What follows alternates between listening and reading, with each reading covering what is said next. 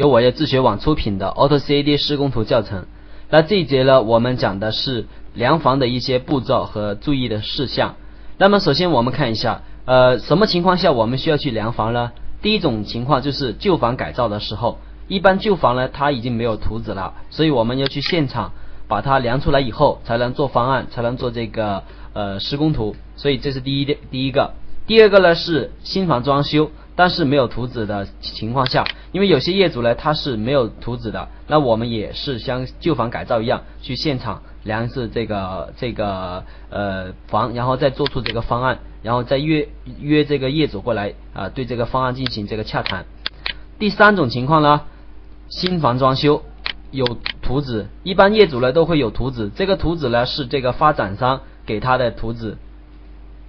然后我们根据这个图纸呢已经把方案做好了，已经谈好了，我们准备签合同了。那么那时候呢，我们需要重新去量一次房子，因为发展商的那份图纸呢一般不够精确。那么如果我们要绘制这个，就是准备要签合同了，要绘制这个那个施工图的时候呢，我们必须去现场重新量一次，拿一个精确的尺寸，然后才能用这个尺寸来画我们的施工图，不然的话施工的时候才发现有些地方是出错了，就麻烦了。那么这三种情况我们就需要去量房。那么量房我们需要带什么东西，这里也说一下。首先我们要带一把卷尺，那么一把卷尺呢一般用 7.5 米的卷尺就够了一般是100到200平方的用 7.5 米的就够了。假设是空间很大的，像有些酒楼或者是有些室外的很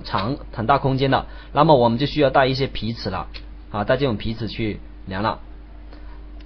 第二呢，我们还要带的是一个这个板夹因为我们要画这个图纸的，在现场标注的，所以这个板夹要带。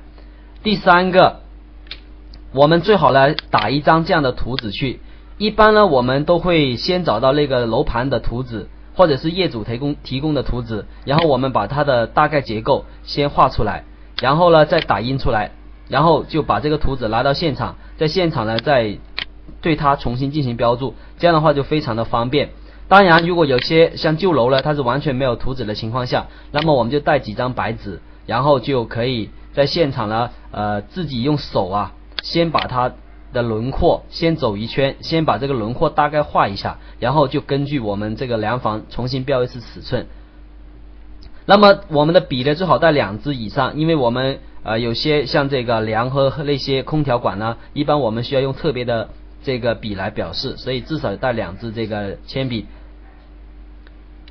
好，那么最好是2个人去。那么这个量房呢一般是设计师会带上这个绘图员，因为一个人量房始终比较麻烦，2个